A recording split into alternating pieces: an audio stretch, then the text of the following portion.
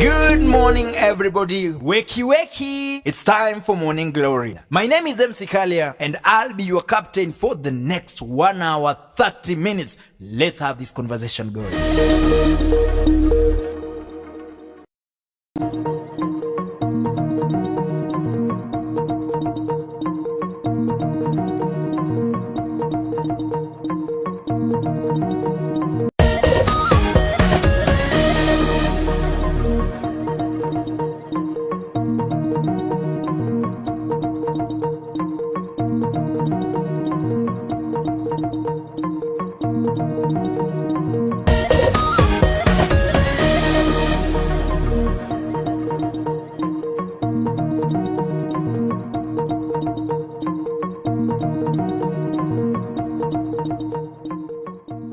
Good morning, everybody. Wakey, wakey. It's time for Morning Glory. My name is MC Kalia, and I'll be your captain for the next 1 hour, 30 minutes. Let's have this conversation going.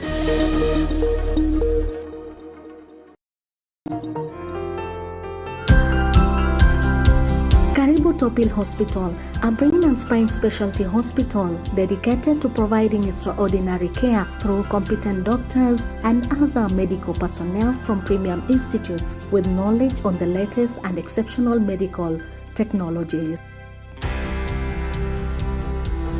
With a capacity of over 70 operational ward beds, over 30 specialists and consulting doctors, Topil Hospital is a modern level 5 facility equipped with 12 state-of-the-art ICU HDU beds and 2 modern HEPA filter theaters with laminar airflow.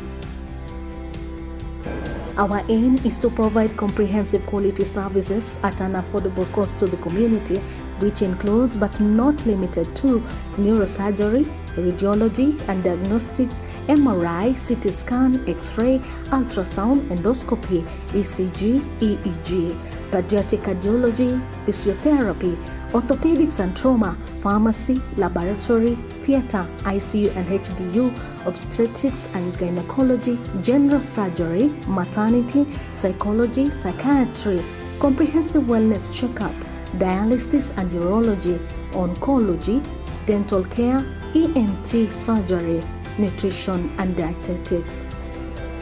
For ease of movement and transfer of patients, the hospital has 2 modern critical care ambulances equipped with ICU facilities and available 24 hours.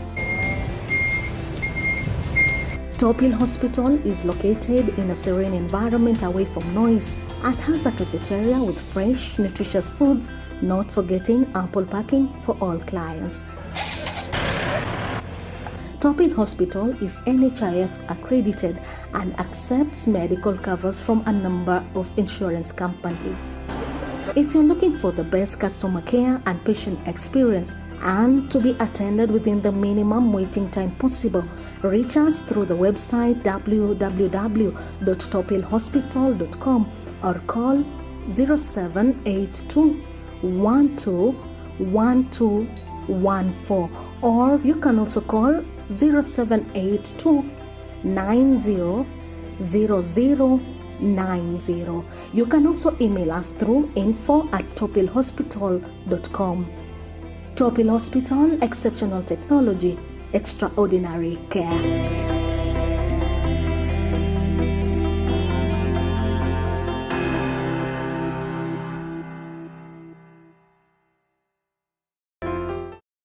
It is the 28th day of June 2023. My name is MC Kalia, and this is the Morning Glory Show. It is the most comprehensive talk show in Kenya today, and being a Wednesday, it is a healthy, wealthy, wise Wednesday. And as usual, we would want to improve how much we know about our bodies, more especially about our well-being. And so this particular morning, we have with us Nicholas Koske. He's a lab technologist from Topil Hospital, and they'll be taking us through the common, or rather the standard lab test that one undergoes pre and post surgery. The reason why we are doing this is just to make sure that the next time you're in a hospital and you're told maybe you need to go to the lab for a few things before you're taken in for surgery, you understand. Or maybe a relative of yours or somebody you know would be going for a surgery somewhere, and you're asking yourself what exactly is going to happen to them, why would they want to have a lab test of them and all that. Then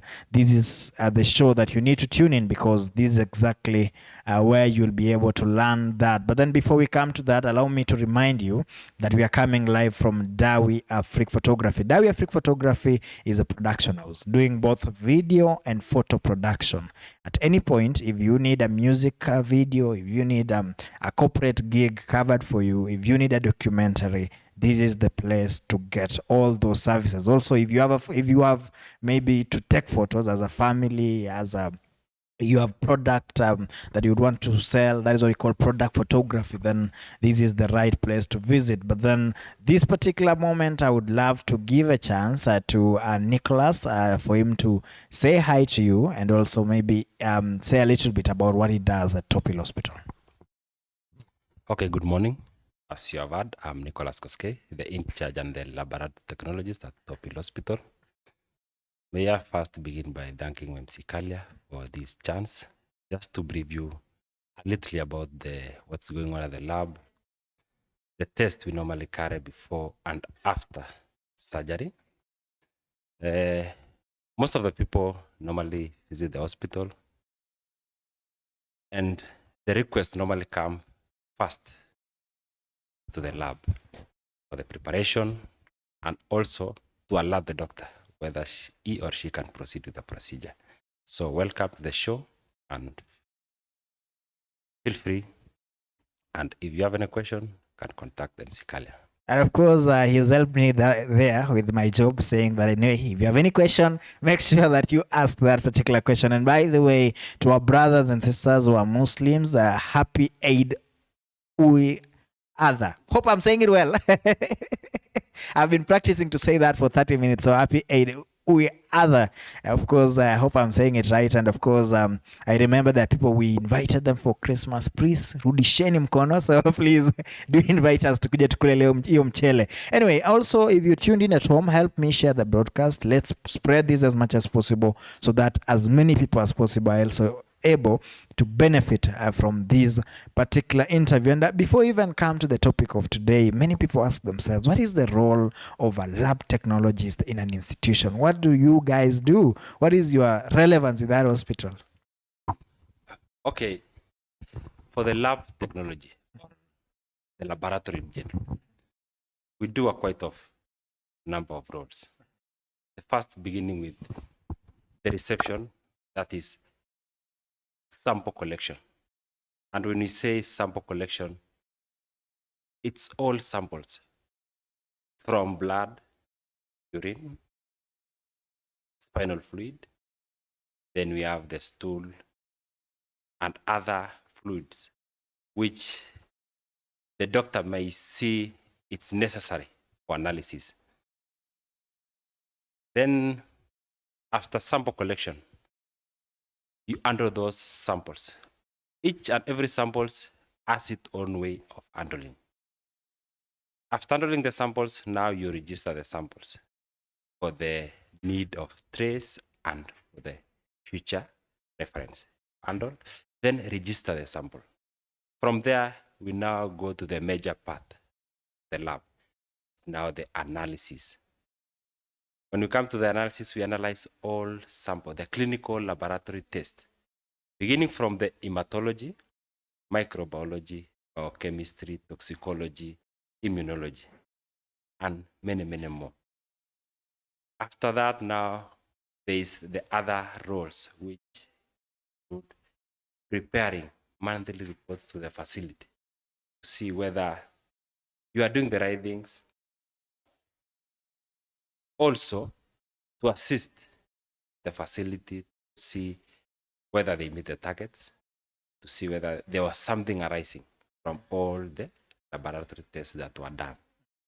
That is monthly. Other tests, other reports are weekly, but the major one are the monthly reports. Yeah. So as a lab technologist, then your work is to make sure that you prepare the patient for the doctor. Yeah. And also to give the doctor the diagnosis. Normally, when the doctor writes the request to the lab, for example, maybe she's querying or is querying malaria. So we'll write the diagnosis, query malaria.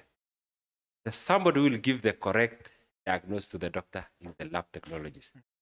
Because we'll go through the sample, analyze, and give the doctor the correct diagnosis.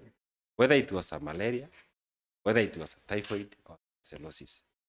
Then the doctor now will rule out, basing on the symptoms. So after giving the doctor the symptoms, all what you have, what we'll do or she will do, just write a request. I query malaria, typhoid, cirrhosis, or any other disease. Then for you as a lab technologist, you have now to give the doctor the correct thing. Isolate the diagnosis or give all the diagnosis basing on the results after analyzing the samples. Yeah. Okay, thank you so much for that. And of course, this is quite a personal question. How did you end up in the medical lab world? Was it something you always wanted to do? Ama when you wanted to be a doctor, maybe then you ended up there. What exactly was your motivation towards that? What motivated me first to this medical field? I didn't know at first that I will be landing the department of the laboratory. But after consulting my seniors, my class teacher at high school, I saw it was better for me to do clinical laboratory. So, as early as high school, you're sure you wanted to be a lab technologist? From primary first, I wanted to lean at the military part. But due to my performance, then the class teacher told me, no. Move to this side. And that's why I landed now to the clinical part and more so the laboratory. Okay, thank you so much for that. Of course, if you're tuning in at home, and that is Nicholas Koskei for you. He is here to just take us through what happens at the laboratory in a hospital. But then in a more precise manner, he's here to teach us, or rather to make you understand what type of tests do they do post and pre operation. That means before surgical operations, what are some of these tests that the doctor may want him to do on you before you go into a surgical room? And so at this particular time, of course, help me share the broadcast. Let's have those questions coming in. If you have anything to ask, then this is the time to ask. And Nicholas, my next question then would directly go to what you people do before surgery. Of course, you've said the request comes from the doctor, so maybe what are the common requests that you receive or that you know must be done before somebody is allowed to go into a surgical room? Okay, the common test, though the test depends on the condition and the procedure that the doctor wants to proceed or to do. But the common ones are the full blood count. For the full blood count, now the doctor will be able to see whether the person has the infection, the level of blood, that is the hemoglobin, and also the platelets. The platelets is the part which shows whether the person will bleed more or less. If you have enough platelets, then the doctor can proceed. For the hemoglobin, if you have low HB, then the doctor will have to hold on the procedure for first boost the HB until it comes to the level where the doctor is comfortable to proceed with the procedure. Then for the white blood cells, the white blood cell shows the infection part of the. So the doctor will see whether this person is capable or for going for the procedure, or do she need for any medication first, or he or she can proceed the procedure. Another test is renal function test. These are tests for kidney, where we test urea, creatinine, and electrolytes. For electrolytes, sodium, potassium, and chloride. The system of the person, we have the organs, and the major organs, which is normally essential before the procedure, is the kidney. So the doctor must know whether your kidney is okay. She goes to the procedure. Another part is blood group. In case the patient bleeds at the theater, what blood group give to the patient? So first you have to know, in case of emergency of bleeding, which blood group will you give the patient? And for the blood group, we have blood group O positive, O negative. We have A positive, A negative. We have B positive and negative. Then we have the AB positive and AB negative. So we do blood group as the first part of the test before the procedure. Remember, I told you if the patient has low HB, you have to boost the HB. And boosting the HB is giving the blood. And for the blood, you does not give the blood because it's blood. You have to check first the results and the blood group. So we do the blood group. Then we go to the serology part where we do the P24, PITC or HIV test. This is to make sure or to give the doctor awareness of the patient positive or negative for their safety. Yeah. Then for other cases like the goiter, we do the tests such as thyroid function test, depending on now the procedure. Then we have other tests from the brain. We do the pituitary tests such as prolactin, and also thyroid function tests fall on that part.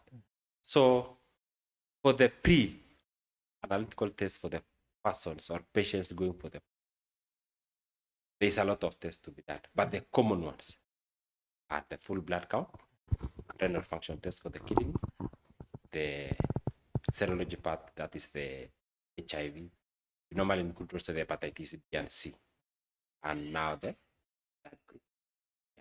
Okay, and maybe what are the most common, rather, when you're doing this test, what is the significance? Of course, somebody would ask, how do these help the doctor in accessing sustainability for surgery and identifying also the potential risks? What are you looking for at that particular time?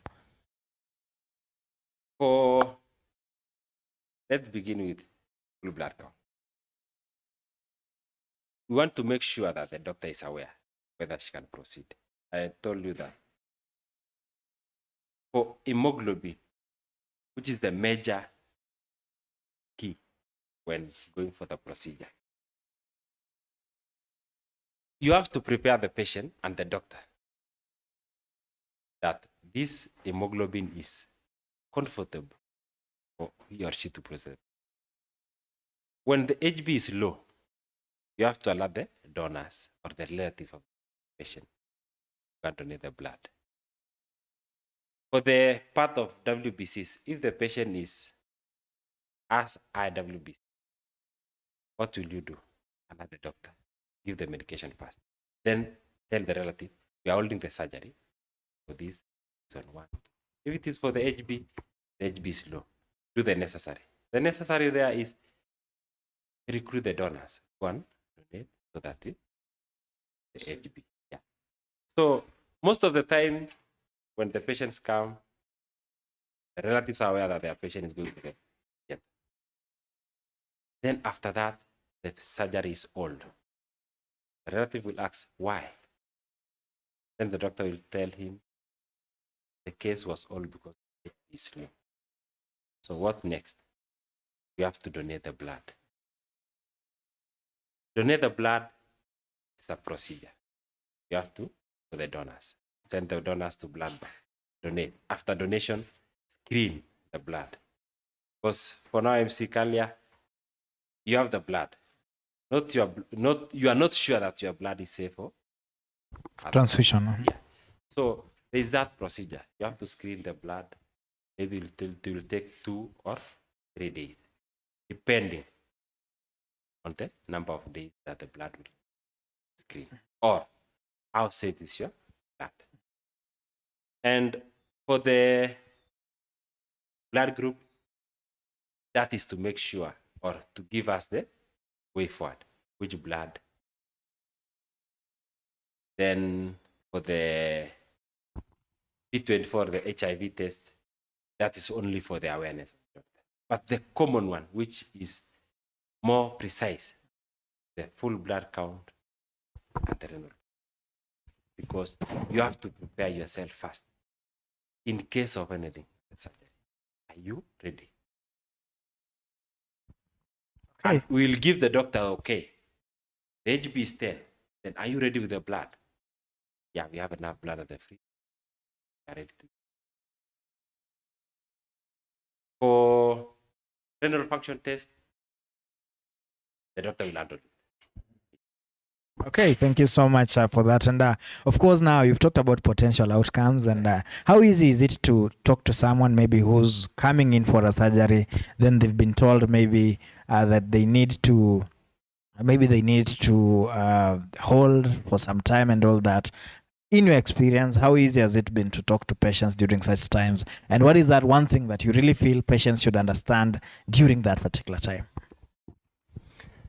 For me, it's quite challenging because most of the time you find different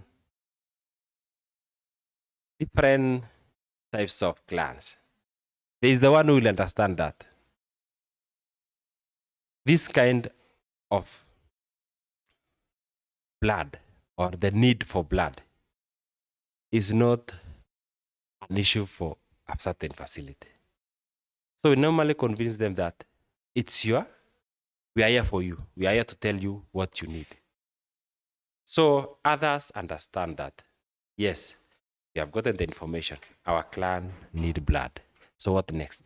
Convince them, look for the donors. Others will say, we have come to the facility. And we are at the facility, provide everything. Your patient has a low HB. What next? Yeah, you have given us the patient has low HB. Do the necessary, give the blood. Yet, the blood donation is a national thing, which is older than national government. At Eldoret, we have the Regional Blood Transfusion Center at MTRH, where all blood donated should go through the blood bank, screened, and satisfy that it's safe. So you cannot do blood transfusion. Rather, you cannot donate. Blood donation cannot happen at your facility. No. Okay. What we normally do is advise the clans or the patient caretakers that your patient needs blood. You have to donate. Look for donors. Sometimes we do what we call screening of the HB, whether the donor is capable or he meets the criteria of donating. But we do the minimum one, where we see only the HB of the donor.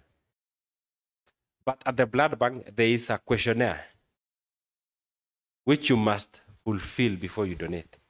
So you might be 10 and you want to donate, but only 2 will qualify for the donation. Because there is a lot of question there, the age, they will check, obvious, the UA level of blood, that is the hemoglobin level. Whether you are on drugs, whether you have other parts such as tattoos in your body, your last donation day. You cannot donate blood every month. It's normally after 3 months. So it's quite challenging. Other patients need more than 10 units of blood. You have a donor from the farthest end of Eldoret, maybe from Busia, other come from Nairobi. Telling that patient to look for 10 donors, quite challenging. So sometimes we balance. We see how safe and how is he eligible to look for donors.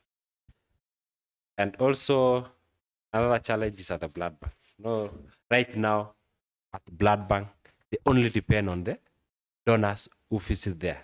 Unlike the previous times where they were going to different facilities, schools, institutions to donate blood. So for now, quite challenging, but at least you are managing. And okay, maybe the question, it's just a curious question, is maybe is there something barring them? Of course, you don't come from that institution, but then is there something barring them currently from going to schools, or maybe they just don't have programs currently? You know, for the main thing is the funding. Before you go to any institution for donation, you must have the manpower, the number of service providers who will do screening, who will donate the blood. Another thing, after you have donated your blood, they normally provide somebody with fluid such as soda and bread. So for those all logistic, there must be funds. But this thing began only after COVID. You know, there was that issue of no crowding. And when you are going to facility or any institution, there must be crowding. Yeah. So That's technically, not an issue with them. Yeah. okay, yeah. I was just curious about it. Of course, I've noted it as one of the people maybe who need to come to the show and explain to us how we can help each other. But then, of course, ladies and gentlemen, this is the Morning Glory show. I can see somebody called Tiraito saying is following. I can see also Lina Staru says they are following. I'll be sampling your comments as they come in. But then, at this particular moment, just to remind those who just joined us that this is the Healthy, Wealthy, Wise edition of the Morning Glory Show. We're just looking at the standard laboratory tests that you undergo pre and post surgery. And at the moment, we're still tackling the pre and just trying to find out why the doctors and also the medical experts at different facilities may want you to undergo certain tests before surgeries and all that. And this particular time we've talked about how easy it is to convince someone to go and donate blood. And of course, there's something you've mentioned, and it has been a question that has always come up, and maybe we've never gotten an answer about tattoos and blood donation. Maybe you can shed some light in that area before we proceed. You are saying about donation? Tattoos and blood donation. What's the relationship between the two? For tattoos, maybe I'll give a brief thing about it. There's a chemical. And that chemical is normally circulated in the blood. And you never know the reaction of somebody. Because when you are donating blood, you are not sure this blood will land to which or who. Remember that there are those clans. When you are receiving them, they say, we are reactive to certain drugs. Normally, others say we react to penicillin, sulfur. For the tattoos, they have the chemical. And that chemical, you never know. It will land to somebody who will react to it or no. So, we are cautioning that person whom you don't know it's who will receive that blood. Remember, if you are reactive to certain drug, the quantity doesn't matter. See? So maybe I have a tattoo. The tattoo has a chemical. Maybe your doctor has told you you are reactive to that chemical. In my side, I've donated blood. After I've donated the blood, the donation finished, I leave. I don't know that blood will land to patient so and so. So we are preparing or cushioning that recipient to avoid reactions. Yeah. And maybe is it a forever thing? Of course, it's a big discussion out here. I can tell you, I've been somewhere and people are like, "Oh, uko na tattoo, is it all down and all that?" Is it something that goes for lifetime, or is it after some time then they are allowed to also donate? Not aware for how long, because I've not used tattoo, and I don't know how long does tattoo takes to clear in your system. Yeah, so I'm not sure for how long that the tattoo will. But then you'd be very careful with somebody who has a tattoo when it comes to. Yeah. In fact, it's upon you. You donate blood to save someone's life. Maybe you have got a tattoo at your back. When you go to donate blood, you are not told to remove clothes so that they will check whether you have a tattoo. It's upon you to feel you have tattoo, because you know yourself. And you are there to donate to save blood. So if you are there to save blood, The correct answer will be yes, if you have a tattoo. Because accepting that you have a tattoo, you have just begin by saving somebody's life. And maybe apart from the challenges that come with the patients, maybe, or rather caretakers wondering why they need to go and donate blood, are there any other challenges that come up during the pre-surgery situations, especially as a lab technologist? Are there any other challenges that may come up during that time that you think maybe patients need to understand? The challenges which normally land at our side is for the blood normally. Because blood normally lands at the lab. And we at the lab are the one to ask the donors to donate. Then after donation, we are the one to bring the blood from the blood bank. You have donated the blood. Your patient has not received blood. Who will you ask? The person who sent you the blood bank. So if your WBC is high, we notify the doctor. The role of the doctor is just to start the medication. Then the question now will land to the doctor. But for the blood is normally the question which normally lands to our docket of lab. Thank you so much for that. Of course, a lot of learning there. And from where you sit, Nicholas, what are some of these things that maybe patients need to know? Especially, okay, I've had this thing of people saying maybe, and you've even mentioned it, somebody telling you, I've brought the patient here and I need you to, you need to treat the patient. You don't ask me about blood and all that. And there's been an argument. I know also that this may not concern you, but people argue that maybe the blood is being sold or something like that. Of course, it doesn't fall in your docket, but I know it's a discussion that is big outside here. How do you make people understand such? First, you have mentioned something which normally arrives. The blood products is normally a free thing. It's not sold. Yeah. But sometimes the clans feel that for us to avoid this thing of donating blood,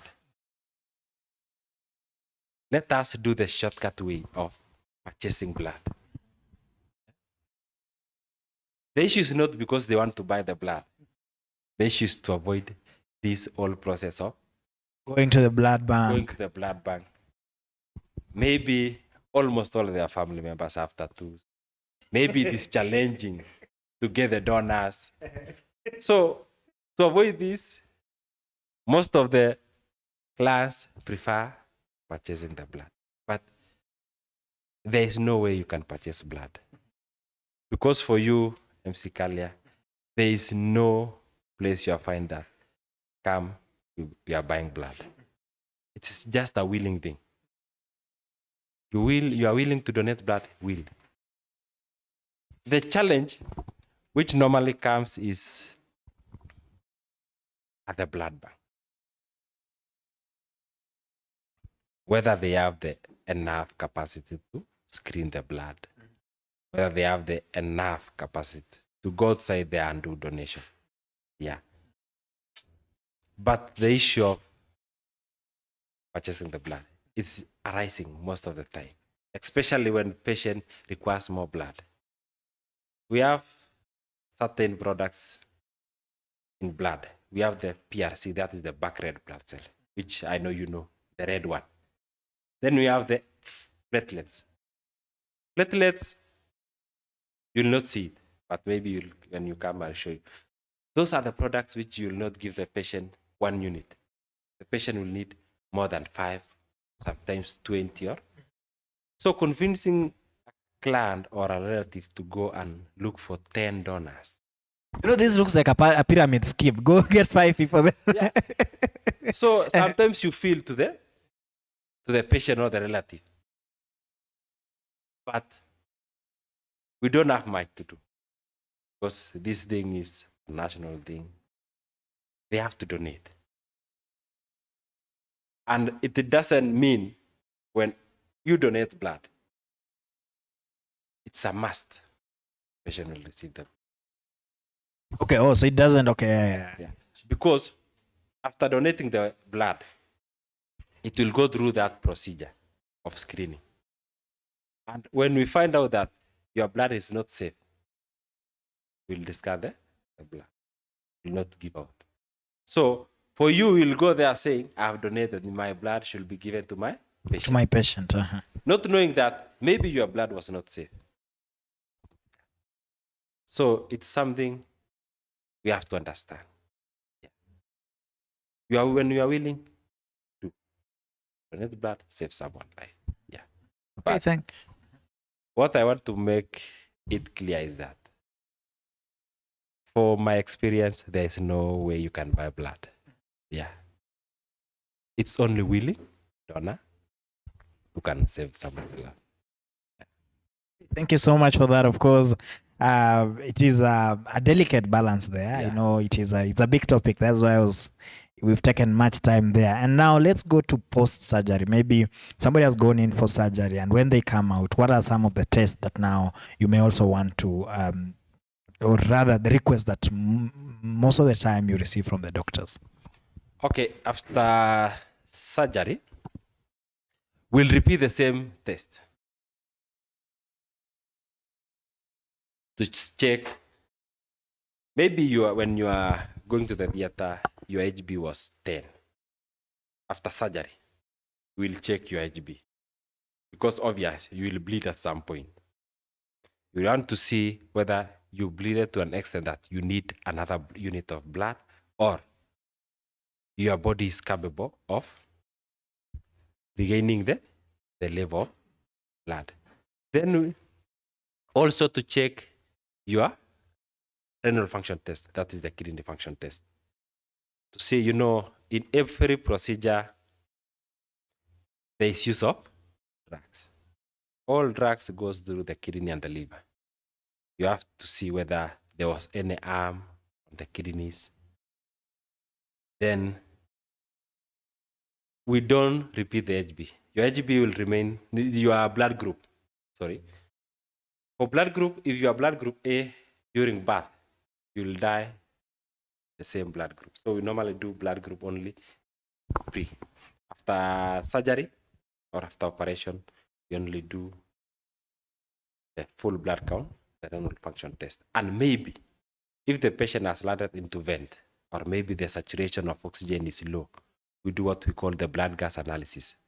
For blood gas analysis, we normally check the pH, the SO2, that's the saturation of the blood, the oxygen levels. It will also show us the electrolytes, the potassium, sodium, chloride, and calcium. Then the lactate. So after operation, the common test will also depend also on where the patient will land. Some procedures, you undergo a certain procedure and the next destination is ward. We'll not do the blood gas analysis. But in a case where the patient has gone through a case which needs the critical care, where we check the blood gas analysis, the full blood count, and the renal function test. Yeah. For that, of course, this is the Morning Glory Show, the Healthy, Wealthy, Wise edition, coming live from Dawi Afrique Photography. I've told you that if you anytime you need anything that goes into video and photo production, consider working with Dawi Afrique Photography. With us this particular morning is Nicholas Koskei. He's a lab technologist from Top Hill Hospital, and he's just taking us through all you need to understand about what happens pre and post surgery when it comes to laboratory test. And this particular time, of course, I would also want to give you direction to Top Hill Hospital. Top Hill Hospital is situated at Elgon View, just next to Boma Inn. You'd remember that Top Hill Hospital is actually a level 5 brain and spine specialty. The other day I was telling you, I think it is the only one because it is the only one I know. So I've never seen another one in the country. So if you have anything or any medical attentions that needs you to visit or any condition or disorder that pertains the spine and the brain, then Top Hill Hospital is the best place for you to go. Mind you, also they have the other clinical departments, of course, including the laboratory, other wings, including the maternity wing. They have a dental unit, they have an eye unit and all that. So feel free to visit them at any time. or rather, if you have an insurance and you're looking for a nice place where you would get maximum care, then you need to visit Top Hill Hospital. Their mantra is exceptional technology, extraordinary care. Thank you so much, Nicholas. And as we move forward, of course, now let's talk about the latest technologies that have come up in your profession, especially pertaining post-surgery care. Okay, maybe I'll first begin with the latest technology on the blood sector, the blood donation part. Remember, I told you about the platelets.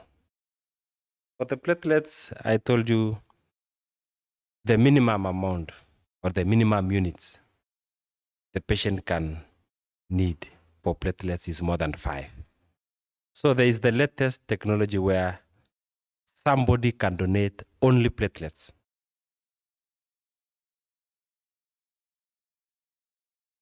But for that one, you have to check the platelets level, the HCT, and the From the donor now. yeah. Okay.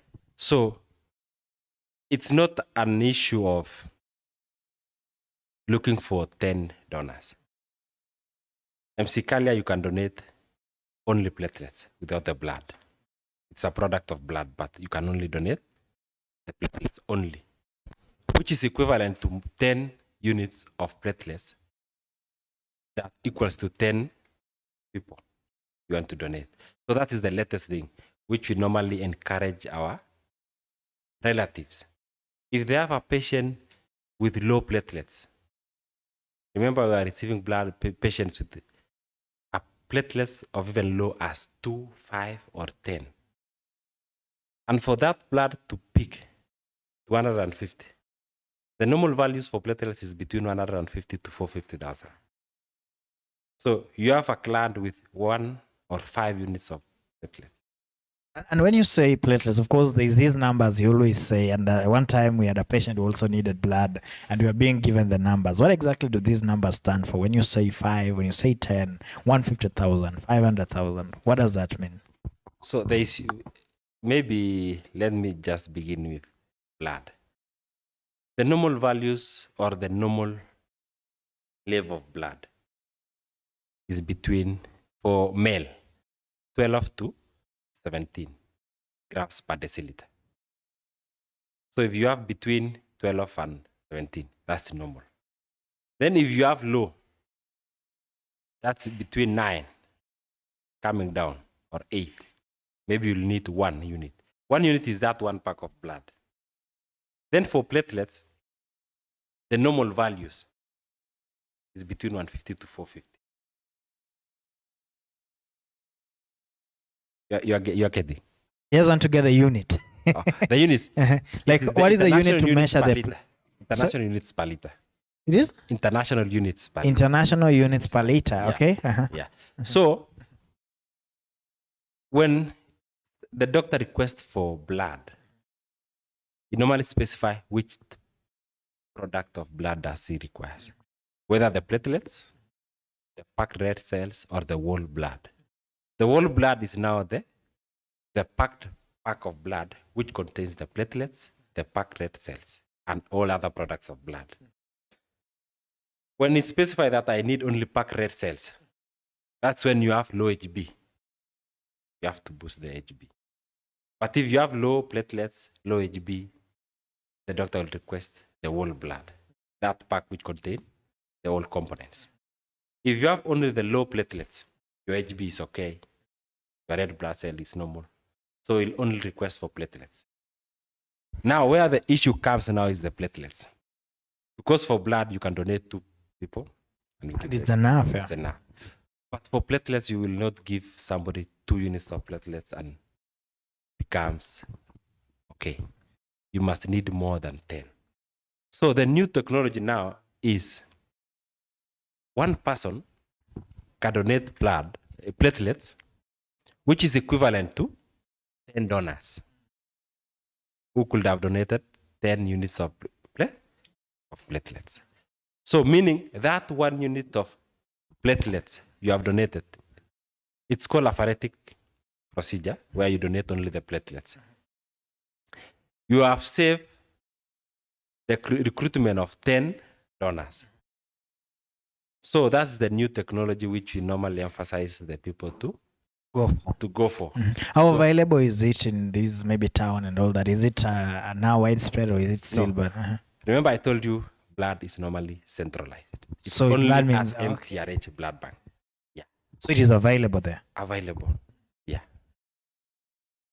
Okay, that is quite. Is it the only technology that has come up? Maybe. Another technologies on these other tests, such as the renal function test, liver function test, the hematology part, where the technology is moving as fast, depending on also the time. You know, before we are running, when you are running UECs, you are running urea first, then you run the creatinine one by one. Urea alone, creatinine alone, sodium, potassium, and chloride, which was time consuming and which will take you more time. When you have just started running the renal function test, you have to be there to make sure that you follow the correct procedure. Remember, when testing blood, you have to follow the time. There's no time which will take 5 minutes, 10, so you must be there. But the latest technologies now is you can run as more as 10 tests at once. Set the machine, press OK, make sure that everything is OK. Run the calibration and the controls, set the test. You can proceed with other test. If maybe your machine hasn't goes through the quality control, the test will not run. So we are we are moving to the correct point whereby we are more advanced. We can run more tests at a lesser time, and you can multitask. You have set this machine, okay, you set the other one, you can run as many tests as you can. Yeah. Then the issue of the full blood count. At first, the tests were the manual one, where you'll observe through the microscope. But now you are using the latest machine, which will give you all the parameters at once, at the shortest time. Remember, Topil will give you, for example, full blood count results. Not more than 5 minutes. If it is full blood count alone, you'll get your results as less as 5 minutes. You'll get your result. This is because of the latest technology. Yeah. Then for the immunology. The immunology part is where you do the thyroid function test. We do the cancer markers. We do the procalcitonin, the C-reactive proteins, many tests. And for now, we have the latest machine, which is more sensitive and more accurate. Yeah. So we are moving to the right direction.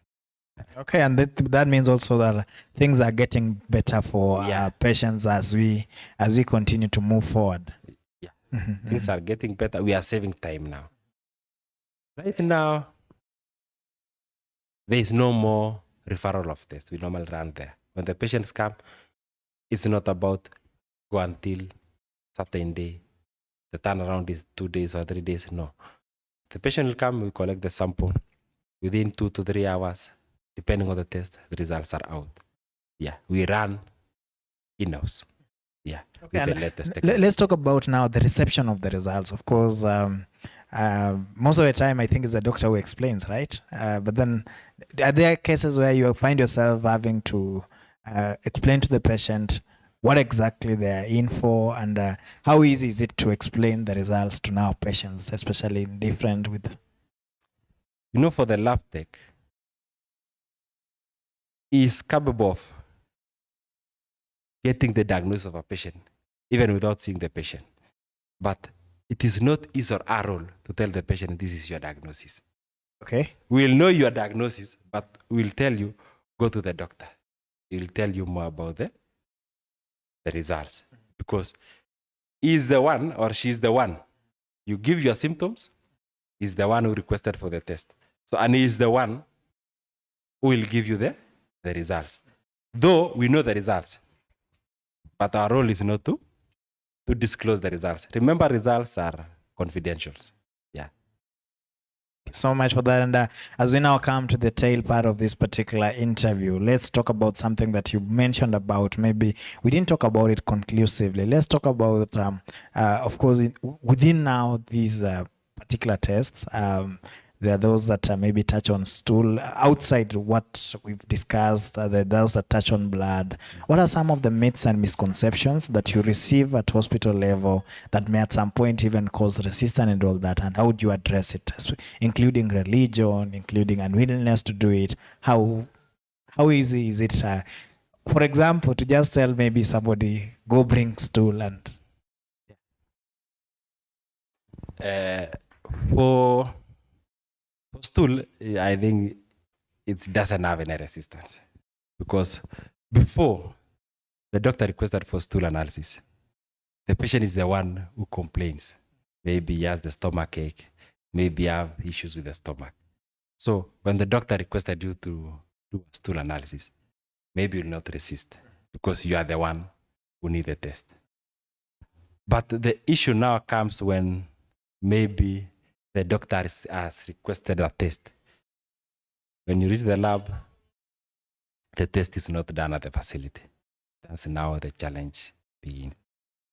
Maybe the test is not covered by the insurance, or maybe the test is much cost. So the challenge comes now at that point where the patient is suffering. The test will take more than 5 days. So the challenge will be, will the patient wait for 5 days and yet he's already suffering? So that's the part. But we are trying as much as possible to make sure that we run the test in-house to avoid these delays. And my question actually is now from the patient side. Maybe have you had those patients who say maybe in our religion you're not allowed to remove blood, or somebody just saying they are unwilling to participate in a certain test? Do you encounter such?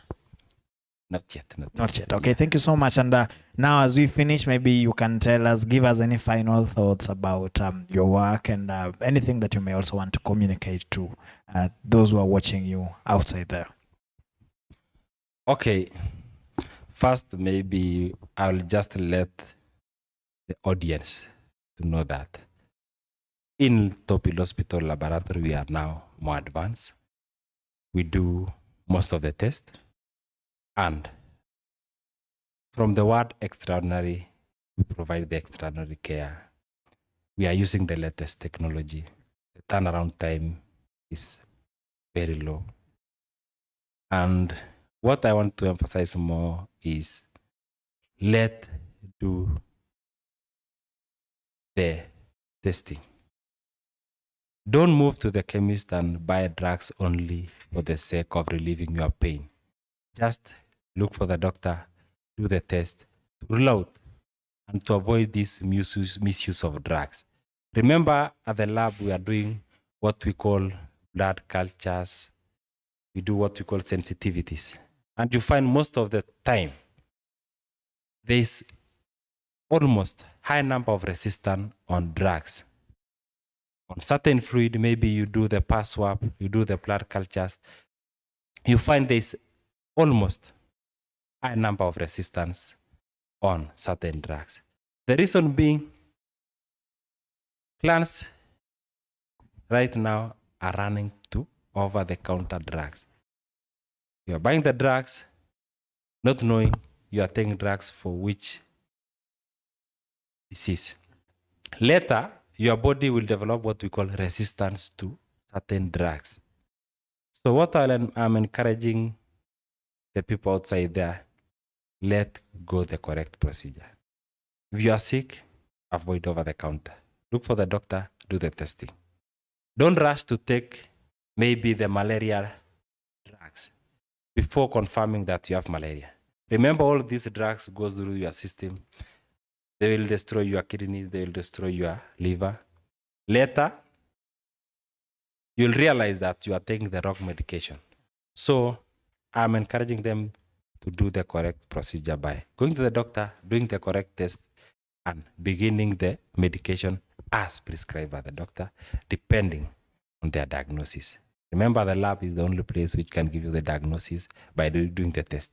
So I'm encouraging them, let's do the correct procedure. Do the test before taking any medication.